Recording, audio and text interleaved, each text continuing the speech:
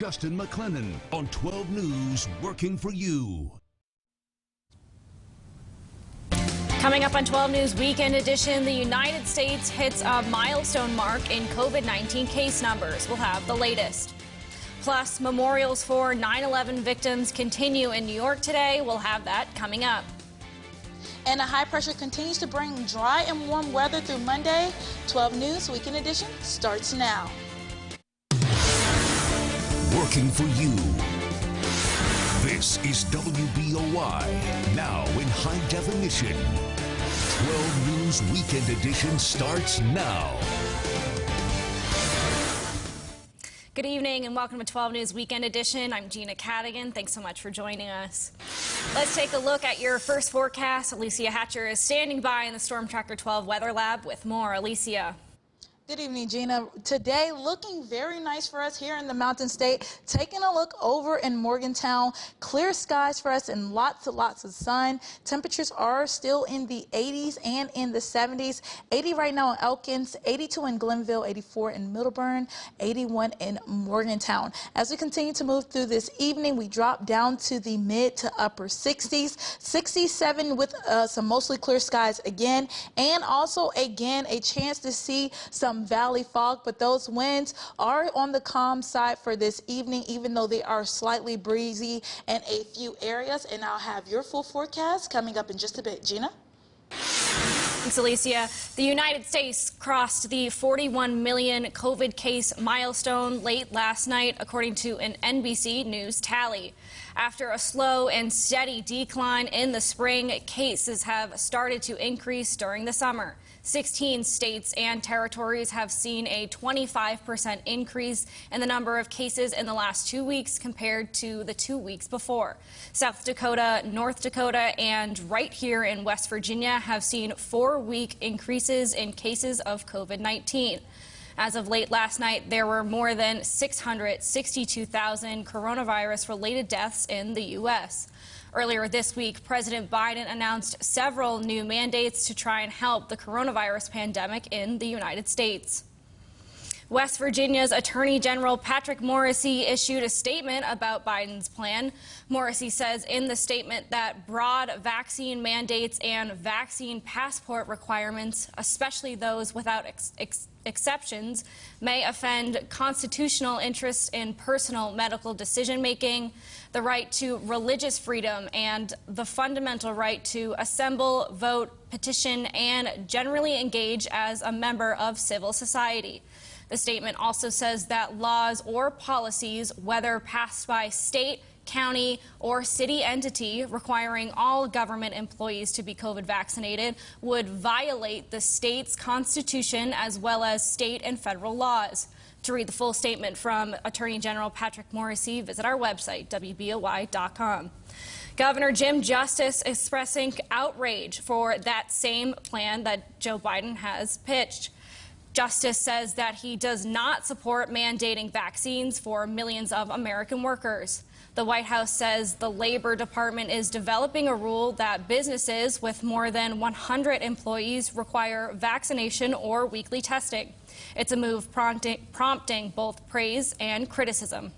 I just graduated from WVU, and while I was there, I had to get weekly tested, and that made me more comfortable as a person until I got my vaccine, that I was comfortable going to work and seeing my friends until I got vaccinated. Now I feel a lot more comfortable out here in the world. I try not to give that clown much attention. Vaccine-wise, my body, my choice works one way, it should work the other. Shouldn't have to get it if you don't want it. Biden's plan also calls for accelerating the production of rapid tests. The Tunnel to Towers Foundation hosted a ceremony today to honor civilians and first responders who have succumbed to 9/11 related illnesses. The ceremony began with a moment of silence, followed by family, friends, and fellow first responders reading aloud the names of those that they've lost. The organization was established to remember those who worked at Ground Zero during the attacks. For 2 decades, the foundation has paid off the mortgages of first responders and veterans who have passed away from 9/11 related illnesses and leave behind young children. So far, the foundation has paid in full the mortgages on at least 20 homes. For more information about the Tunnel to Towers Foundation, visit 2t2.org. On Eagle's Wings Therapeutic Horsemanship held a jamboree open house at their facility in Fairmont this afternoon. The center offered live bluegrass music, a raffle, and activities for kids, as well as a chance to meet all of the animals. The facility features 13 full-size horses, 3 miniature horses, and other farm animals. The nonprofit provides assisted activities to individuals with disabilities. We are so grateful for the way the North Central West Virginia community supports us. Our motto at On Eagle's Wings is changing lives one hoofbeat at a time, and it takes a whole entire herd from the community to do that. So we just want to thank everybody for their support. If you'd like to learn more about On Eagle's Wings and their facility, we'll have more information on our website, WBOY.com. Simpsons Creek Baptist Church is celebrating its 250th anniversary. Church members gathered this morning for a service and the church's annual block party. The block party is an end-of-summer celebration which will have food, inflatables, and music. One of the church's pastors says everyone in the community is invited to the party to enjoy free food, a good time, and to learn more about the church.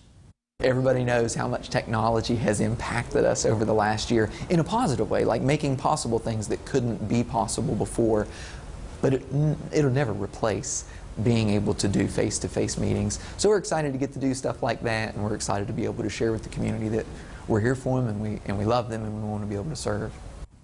The pastor says he hopes the community can join his church to celebrate the 250 years and have a good time. Today was the last day of Belgium Fest, an annual motorcycle rally that draws in people from in and out of state.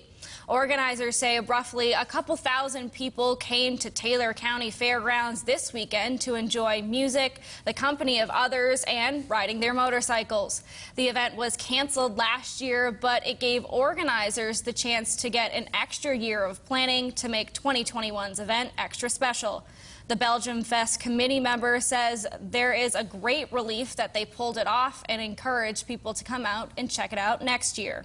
One of the big things is just because you don't ride a motorcycle doesn't mean you're not welcome at Belgium Fest. We have vendors, we have music all weekend long, there's good food up here, and just good people. So if you're just curious what it's all about, come on out to the Taylor County Fairgrounds next year and check it out. Reel says he's glad everyone had a good weekend and he can't wait for next year.